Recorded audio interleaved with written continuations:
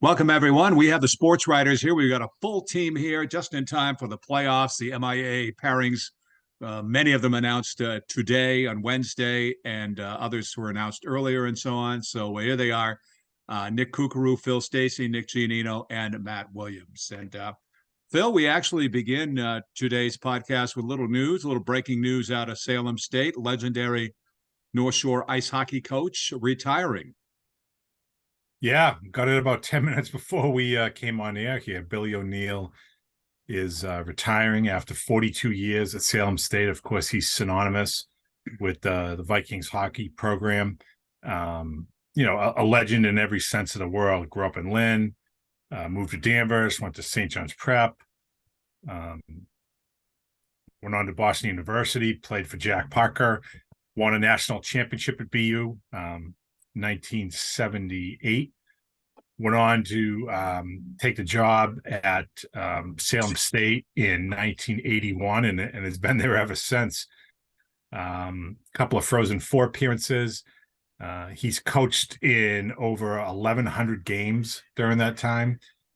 He's won over 600. I think it's 626, which is second all time among all Division III college hockey coaches. He's just a remarkable career. He's one of only 15 coaches all time in the NCAA to have won 600 games across all three divisions. And I think for him, it was just time. I saw him a couple of times this winter at the rink, and he was still out. He still loves enjoying watching the game. His some of his grandchildren are playing now.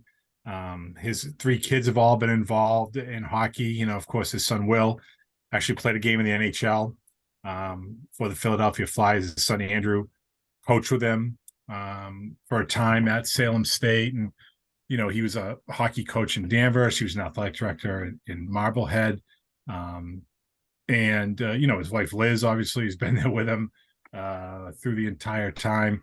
Trying to think, his daughter Rachel worked in the hockey office at UMass Amherst, so they've all had a hand in hockey. But I think for Billy, it's just time to step down. Maybe let somebody else try their hand at it. He's been at it an awful long time, and time for him to enjoy the fruits of this 4+ decade labor that he's put into the sport. It's been his whole life. I'm sure it'll still be a huge part of it, but he's just decided that won't come behind the Salem State bench. So we want to wish all the best to Billy. Not only is he a fantastic coach, but a top-notch person. Anybody who's ever spent more than a few minutes with him would tell you that. A good guy, a great coach, and a really good person.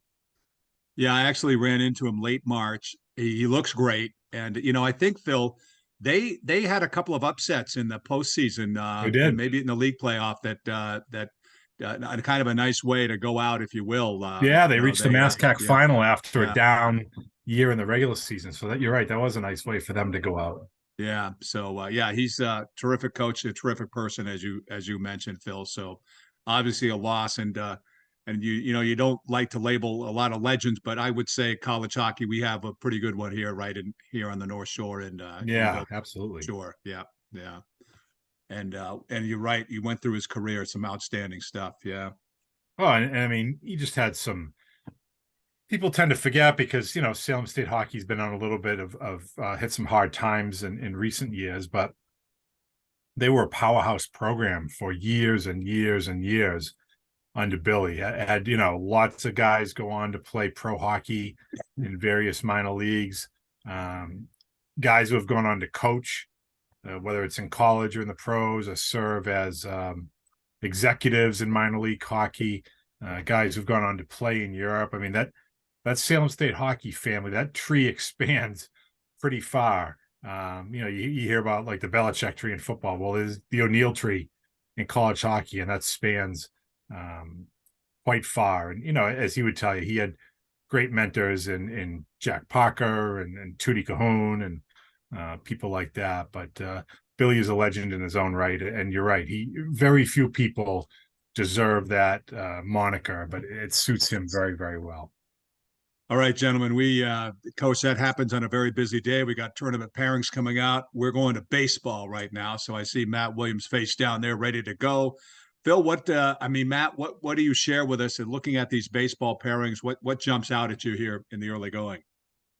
Well, we've got 11 squads from our immediate area, plus several others from outside the immediate area, like your Lins and maybe a couple of your Cape Anns and whatnot. So it's certainly a lot of teams.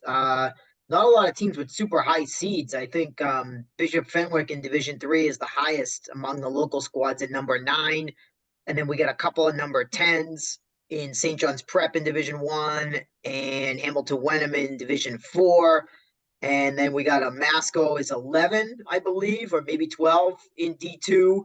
So, a lot of the teams are seated in the 20s and 30s, which is, obviously not ideal in this statewide format because it creates long trips, Hmm. unfamiliar foes. I mean, as we sit here at 4 o'clock recording on Wednesday, Danvers is hopping on a bus at 11 a.m. on Thursday to try to get down to Silver Lake for a 1:30 first pitch, which you can imagine is not going over very well with the Falcon parents who want to go watch their kids in what could be their last baseball game. But it's that time of year where a lot of schools have senior events. I know Silver Lake was unavailable Friday and Saturday, so you got to play when you got to play. But these long trips, I mean, there's quite a few. Salem is taking a long trip down to what is it, Holliston, I think, Yeah. or something like that.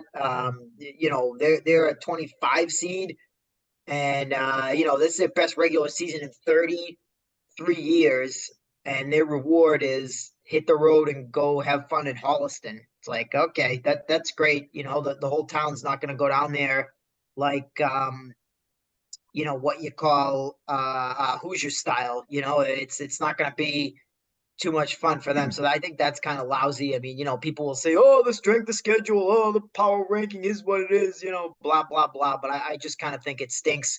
Uh, Same thing, Beverly. I mean, they had a really good season at 15-5, played all MVC teams in their non-league. They just beat number 12 ranked Andover in their last regular season game. And now they go to number 11 Milford. And, just voted NEC MVP Noah Guanci. I mean, if he gets a ball in that one, he can beat anybody in the state. So Beverly definitely goes in with a lot of confidence. I mean, they just beat number 12, so why can't they beat number 11 if they play their best game? I think they feel really good about that. I'm trying to think if there's anybody I haven't touched on. I know Essex Tech got in with a late win over Rockport. They're thrilled to be in the tournament. It's their first 10-win season since 2019. They'll go on the road. They're a 39 seed. I know in Division 5, Salem Academy is the very last seed, 42 out of 42, and they're going to go out somewhere near the Berkshires, Mount Everett Regional. That's going to be on Friday, so good luck to them. That's going to be a 320-mile round trip, I think, or something like that for a prelim game in Division 5. That makes me want to reevaluate my priorities if I'm saying that that's something that is good for anybody. But I digress. Marblehead, I didn't touch on, has a home game against Somerville Seaside Park Thursday at 4:30. So that should be a decent game as well. Marblehead has been up and down, but when they're on, they're as good as anybody. They got a great lineup and some pretty good pitching. So if they hit their stride, I do think they're a little bit of a dark horse. But when I look ahead to teams that could make a deep run, that could win more than say 2 playoff games, the three that really stand out to me would be Bishop Fenwick, a team that we haven't talked about a ton on the podcast, but 15 wins.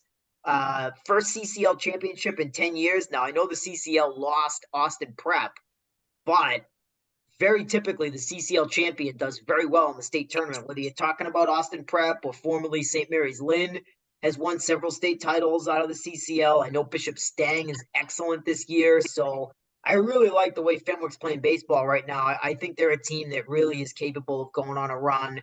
And the other two would be St. John's Prep. I know they're a 10 seed. It's a really difficult bracket.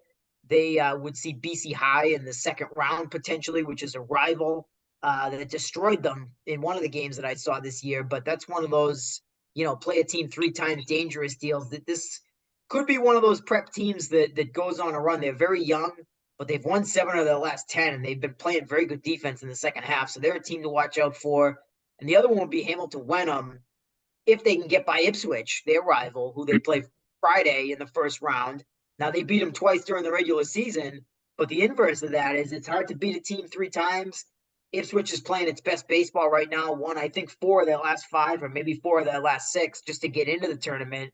And Hamilton Wenham lost its last 4 games of the regular season. So even though I think Hamilton Wenham's really good, they got to turn that around in a hurry. There could be a little Celtics quality to the Generals, where they kind of backslid into the postseason and have to find their stride really quickly here against a team that's really familiar with them. That's pretty tough talk, you know. I mean, listen, Ed, sometimes your mouth just starts going and you Oh, don't know I what know. comes out. So don't be mad at me, Reggie. We got to put over these games as good games. You, I'm looking at the clock here, and I think what we need to do, like maybe jump around a little bit and get some updates. Nick Giannino, why don't you jump in and take us through a note or two out of girls lacrosse? We got boys lacrosse. We got Nick Kukuru up with the Cape Ann stuff. So, Nick, why don't you give us a quick overview on what you're seeing out of the brackets from girls lacrosse? Sure, yeah. Just like baseball, we got quite a few teams. I think 10 or 11 total teams across all 4 divisions. Usually I'd start here in Division 1, but I want to jump to Division 4 because we got a couple really talented teams from the Cape Ann League that I think can make a pretty deep run, if not win it all. And that starts with the top seed Ipswich. They went 15-1 this season. Only loss they had was to Newburyport, who I believe is ranked 1 or 2 in Division 3, so they won't have to see them. Weston is right below them in the bracket, and they had 8 losses. So that shows you the strength of schedule when you get down to the nitty gritty here in Division 4. But anyway, 15-1 for Ipswich. They've had a terrific season. Really impressed with their defense. Phil did a column while I was on vacation on the 2 twins there, Caden and Ashton Clather. Ashton in net has just been tremendous. I think her save percentage is well over 60%, which is pretty ridiculous for this level. I don't think there's anyone else in the area that's quite near that. So she's been killer back there, and they got balance. Looking at their stats here, I was just doing the final stat leaders for the regular season, and Ipswich has 3 girls with at least 40 points, another girl with 36 points. Caden Flather, who I mentioned, has 21 goals. So they got a balanced attack. They got senior leadership, and I think they're as good as anyone in Division 4. Rightfully earned that number 1 seed. And then also in the Cape Ann League and in Division 4, you got Hamilton Wenham at number 7. They finished 11-7 this year. Some of those losses were close, and obviously the Cape Ann League was very competitive this year.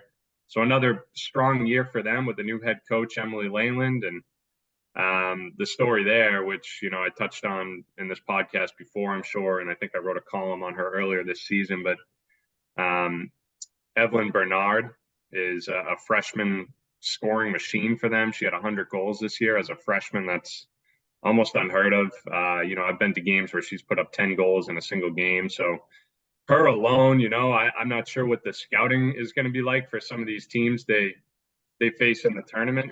They might be a little surprised at how talented, Bernard is. And she's got some great talent around her too. I mean, they got some other girls that can put it in the net as well. So Hamilton Wenham, they're going to open up with a home game against Bourne. And then the winner of that one looks like they'll get probably Weston, the number 2 seed. So that'll be a real challenge for them if they can get through for the Generals. And then looking back at Ipswich, they obviously are in the bye. They're going to take on Belchertown or Upper Cape Cod Regional Tech in the round of 32 before taking on possibly Linfield, which is, another Cal opponent. So in Division 4, I really think both of those teams can make a run. Like I said, I think Hamilton Wenham will have their hands full with Weston, but Ipswich certainly has a capability to go deep. Division 3, I'll just go down the line real quick. Like I said, we have 11 teams. But Division 3, highest seed for us was Swampscott, 12-4 season. They had a shorter schedule than some of our other teams, but they finished number 9 here. They are going to host a game against Dedham, it looks like, a number 24 seed. They're on the same side of the bracket as Newburyport, so they'll eventually run into them. The top seed, like I said, 16-2 record for Newburyport. Then you got Essex Tech, 16-2 record behind Maddie McDonald, the senior, another scoring machine, close to 100 goals this year, well over 100 points. They had a 16-2 season. Like I said, they're at number 10, and they're going to be taking on Gloucester. So one of your teams, Nick. That'll be a fun matchup. I think they played each other, too, in the regular season, didn't they? Yeah, I think Essex Tech won. I think it was a pretty close game though. Okay, so that could be a battle, up in Hathorn, as we say. And then also in Division Three, we got Bishop Fenwick, battled to a 9-9 record. They had their shares of girls out throughout the season and things like that, but they, like I said, they battled. They got rewarded with their strength of schedule, so they're right in the upper echelon of that bracket at number 14. And going down the list, I think that's it for our teams in Division Three. Like I mentioned, we got Gloucester there as well. St. Mary's is in there towards the bottom. Moving right along to D2, Masco's the one team to watch out for. I think they have enough pieces to make a deep run. I'm not sure anyone can beat Notre Dame of Hingham. The defending champs. They're 20-0 this year, and they're even better than they were last year when they cruised to a championship. I don't think they had let up more than 4 or 5 goals in any game in the playoffs last year. They smoked Masconomet in the Elite Eight, I believe it was. So Masco's going to have to probably see them again if they're going to make a deep run. It looks like they are on the other side of the bracket here. Yeah, they are on the other side of the bracket, so they wouldn't see Notre Dame or Hingham till the finals, which is good for them. But they got teams like Duxbury over there, Wayland, who had some really good regular seasons. But Masco can score with the best of them. They got one of the deepest offensive teams in the area, led by Emmy Clark, who is piling it on once again. Moving down the list in Division Two, we also had Danvers is somewhere in here. Yeah, Marblehead at number 22, 6-12, but they battled all year. A ton of close games. They had a really slow start and then kind of, put some things together. They're a young team, but wouldn't be surprised to see them pick up one. Danvers, same thing. They went under 500 at 7-11. They picked up the number 30 seed. So both of those teams will be going on the road. Although Marblehead might have no, they're going on the road to Ashland and Danvers as well. Again, wouldn't be surprised. Danvers is going to be hosting a game against Somerville to earn the right to play number 3 Duxbury. But wouldn't be surprised to see either one of them pick up a win or two. They really battled, and like I talked about all season on this podcast, the NEC was super competitive, I thought, this year in terms of the talent disparity. And then finally, did I miss anyone in Division 3? I don't want to leave anyone out. Damn it, I think that's it. And then Division 1, Peabody, excellent season in the NEC this year. They locked up a number 22 seed, probably could have been higher, but that's what you get in Division 1. It's super competitive. They were 13-5, got the 22 seed, and they're going to go on the road to Weymouth, who had a pretty good season. Just talking to the Peabody coach, Michelle Roach, they caused some problems for him, but Peabody's got some fighters. They got depth on both sides of the ball. Their goalkeeper has been good all season, so wouldn't be surprised to see them get that one. Not sure how deep they can go in this really deep bracket. Even just the top 3 seeds, Lincoln, Sudbury, Wellesley, and Westwood, those are all great teams. Walpole's a great team at 4.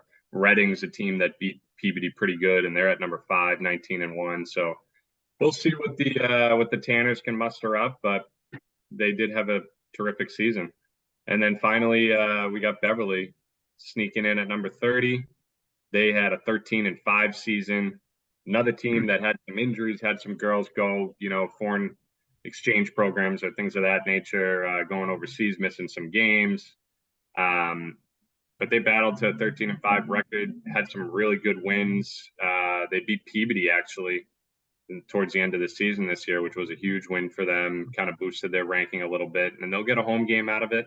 They'll play Attleboro first, and the winner gets number 3 Westwood. So we'll see what happens. But yeah, by and large, looking at Division 4 for probably the deepest runs between Ipswich and Hamilton Wenham, I think Masco in Division 2 could certainly win some games as well.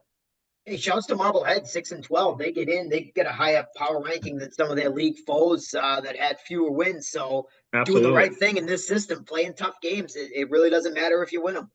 Played tough games, and they started off with a tough schedule to really see that competition right out of the gate. I think they started 0-5 or 0-6, but just kept grinding and got some big wins. So they're more than deserving of being in the tournament with that, even with that record. Oh, yeah. Yep. Little love for the NEC girls lacrosse from the power rankings there. That's there Absolutely. you go. We don't always hear that. We always hear the other side. Nick I know. Kukuru, Yeah. let's go to you, Nick. Cape Ann, what do you have for us? Yeah, sure. I got only six teams compared to, with softball, baseball, and lacrosse. So, but three out of four lacrosse teams, pretty good. As we mentioned, that Essex Tech Gloucester game coming up on Monday. They actually did not play in the regular season. So that'll be a first one. I think that's actually about as good of a draw as Gloucester could hope for as the 23 seed. If we're being totally honest, they could have really hit a juggernaut down on the South Shore that's what I Don't thought have they to were looking travel at too with that far either. seed. Yeah, exactly. Really interesting storyline potentially is Manchester Essex baseball. They're the defending Division Four state champs. They just snuck in at the 30 seed, and they have a prelim. They're hosting a prelim on Saturday against New Mission.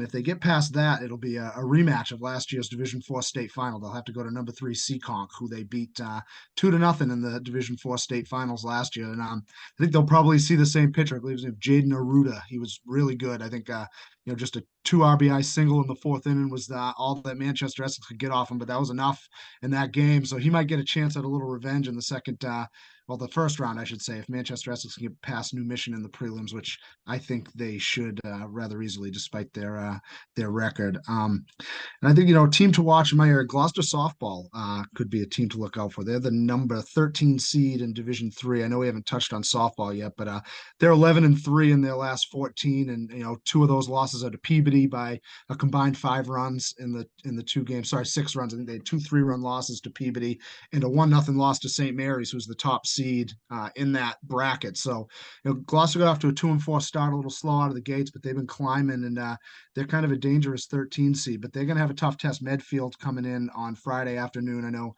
I never seen Medfield softball, but I know usually, when Medfield is on the schedule in the tournament, they're usually a tough out for sure. Highest ranked team is from lacrosse, baseball, softball is Manchester Essex girls. They're the 5 seed in Division 4. They lost 3 out of their last 4 in the regular season to slip out of the top 4, which is pretty important if you're getting down to that'll be a 3rd round road game. But their strength of schedule is great. They're only 11-7. 2 of those losses to Ipswich, I want to say by a combined 3 goals, and they lost to Newburyport twice, and they split with Pentucket. So they're they haven't been beaten. They haven't really been upset. They've only lost to good teams. And, I know we mentioned that bracket. A team to watch in there, though, I think has to be the favorite is Dover Sherborne's the defending state champs. And I want to say they had 8 losses last year and ran it all the way. And they're 14-6 this year. So that really jumps out at me that, they play a lot of those Division 3 powerhouses. So that might be, Ipswich, Manchester, Essex, Hamilton, Wenham, all the good local teams in that bracket. That might be the team that they have to go through. Good stuff. Yeah. All right, Phil, we're winding down here. We still have plenty of time, but we should get to some boys lacrosse. Yeah, I feel like I got a lot of pressure here. These guys just filled my head with all kinds of information. Yeah. I hope somebody was taking notes here. There's a lot of good stuff here, but I didn't bring any paper with me. So go ahead, Phil. I'm sorry. All right. So boys lacrosse. Yes, we have quite a few teams locally that are in. Let's start Division 1, 2-time defending state champion St. John's Prep is once again for the 3rd straight year the number 1 seed. They go in for state tournament purposes, with a 17-1 record. They will host the winner of number 32 Barnstable and number 33 Peabody. That's Peabody Tanners of the Peabody Tanner family. They are playing Monday in Barnstable and a prelim at 6. So I'm guessing the winner will get the chance to be chewed up by St. John's Prep Wednesday or Thursday next week. It's really unfortunate, Peabody's had a good year. Beverly is in a very similar boat. Beverly is number 28 seed. They got to go down to number 5 Hingham on Monday at 7. Beverly's 12-6. Peabody's 9-9. First year coach for Peabody. First 12-win season for Beverly in 6-7 years. And they just, neither one of those teams stands a chance. If Peabody were to win, then they have to play St. John's Prep, and for Beverly to play Hingham. And that's not me being negative. That's just the facts. I mean, it's just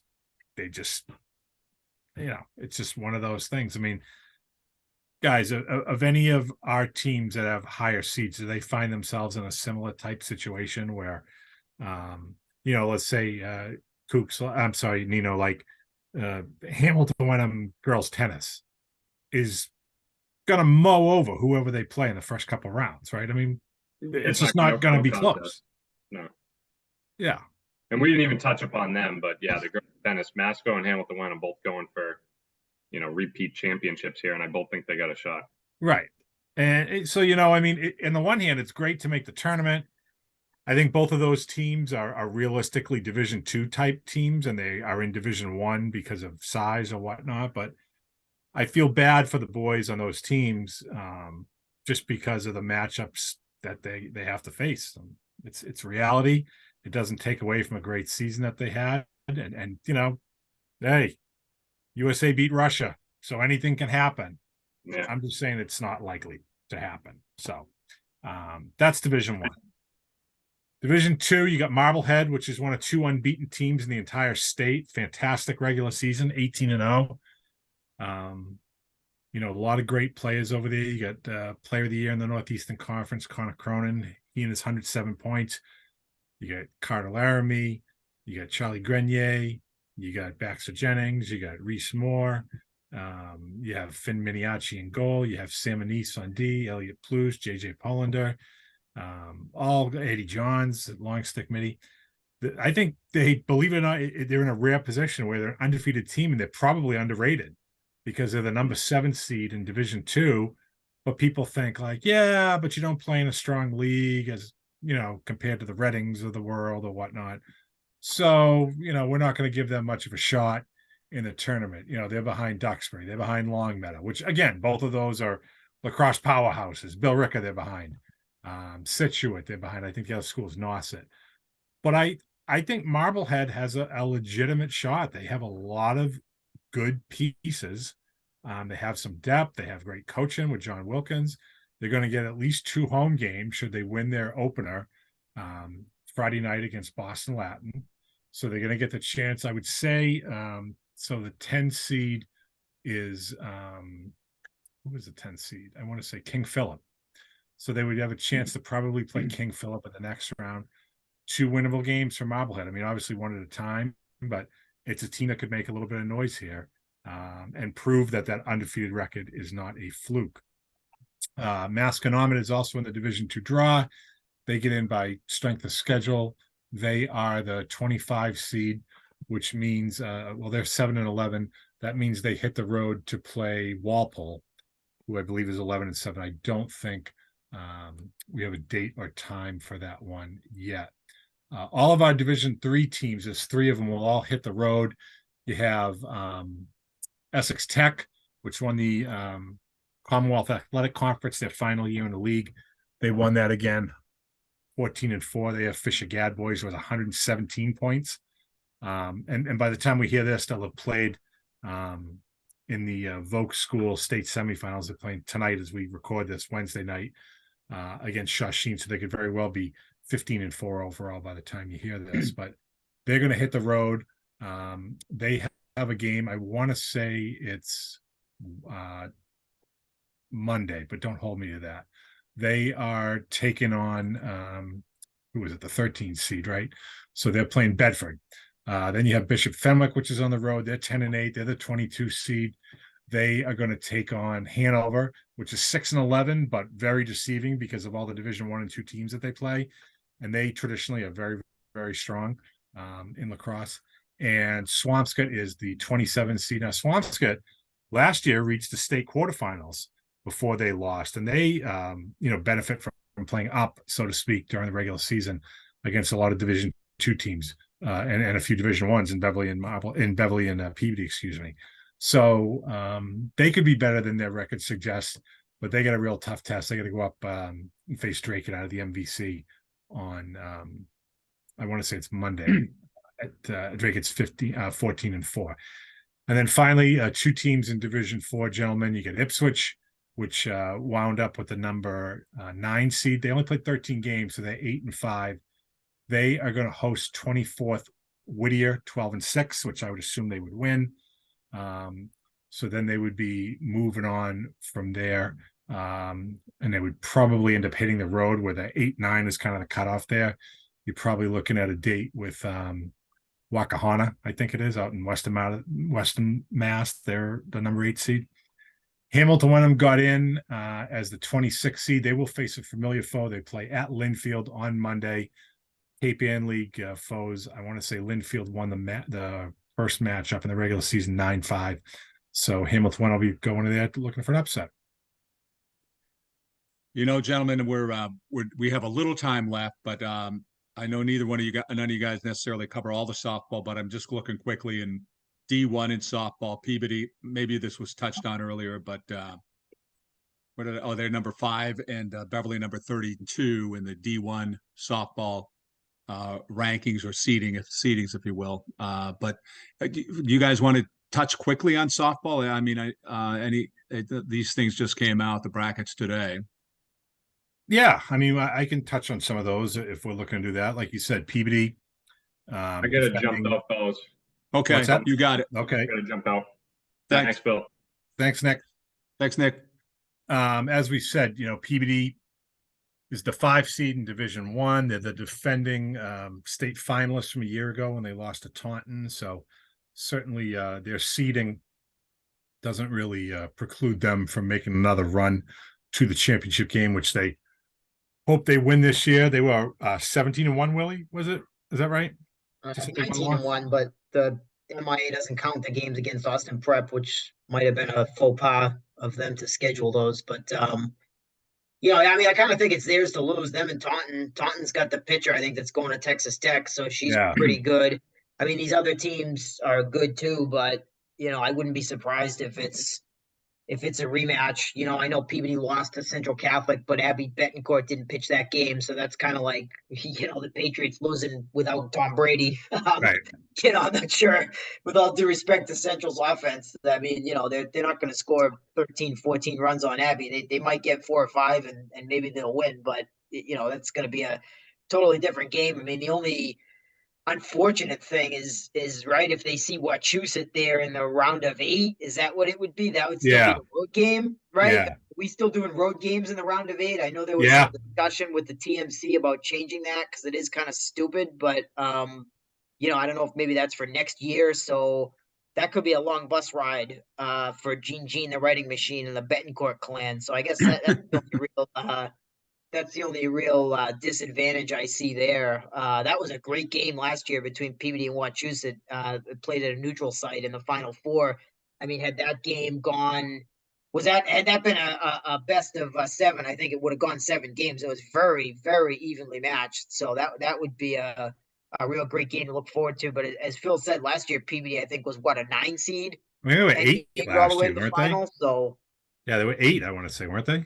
Something like that. Yeah, they weren't in the top 4 or 5. They were 8 or 9, and there were some upsets, and they ended up, getting an extra home game. But either way, they've kind of proven that the seed doesn't matter. And I think Danvers is always a team to watch in D2. They've always been really, really good at softball. They end up with the highest seed locally in D2 with Masco in there as well. And I know in 3, Bishop Fenwick, I think, is 12, and I mean, with a pitcher like Gigi, they got 9th. I think Fenwick got the 9 seed. Yeah, are they 9? Yeah, I know the 9 in baseball, but I mean, St. Mary's is number 1, right? They have Colleen. Danvers let her get away, and now she's got St. Mary's rocking and rolling again, ready to win another state title. She's got so many as a player and a coach, and this could be another one for her. Well, Beverly is ranked 32 in Division 1, so they're on the same side of the bracket as Peabody. They get a prelim game Thursday afternoon against 33rd Framingham, so good chance for the orange and black to pick up a prelim win Thursday. Winner of that game gets Central Catholic, which we said earlier was the top seed. And I think Peabody plays, what is it, Milford or Medford, the 2 M's, Milford, Medford winner, Willie? That's correct. Yes, and let us not forget the Navigators of Salem Academy. They are also a play-in game. I think they're 41st in Division 5, and they're going to play at Oxford. I believe that's also Thursday afternoon. Okay. Well, gentlemen, let's say we have a minute left. We have a little over a minute left. It doesn't have to be tournament stuff, but anything else you want to share with us? Any notes? Nick Kukuru, are you ready to, you have something to share? No.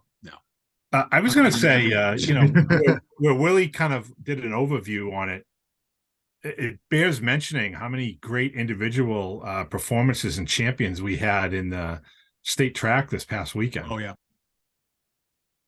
Yeah, 14 state champions. I mean, if we had 14 state champions for teams, they'd be Devon parades, right? So I know the track's a little bit different, but that's even better than the wrestling. I mean, that's crazy. 7 between the Peabody boys and girls combined state champions, and then St. John's Prep had 4.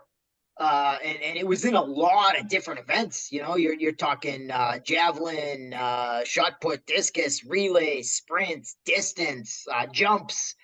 You name it. There was at least one champion from our area in every aspect of the track. So I would encourage everybody to go back and read that, because that's a lot of great people from a lot of different schools. What was it? I think 6 different schools had a state champion, or maybe 7, something like that. I mean, I can try to list them off. I don't want to waste all the time, but let's see. Peabody Prep, Marblehead had one. Beverly had one. Hamilton Wenham had one. And that might have been it. I might be forgetting one. Did Masco have a champion? I don't remember. I had it written down here. Okay, yeah, here it is. So it was Hamilton Wenham, Marblehead, Prep, Beverly, and Peabody. And then Masco and Ipswich also finished in the top 10 for girls among Okay, the team that's what I'm points. thinking. So we had 4 teams, 5 teams win state titles, and 6 teams finish in the top 10 in the points, which is pretty good. And I mean, the Peabody girls and the Prep boys both finished within an inch or so of winning the state title as a team, which is really, really difficult to do. So great job by all those tracksters. A lot of gold medals here on the North Shore. All right. On that, we'll stop on that note.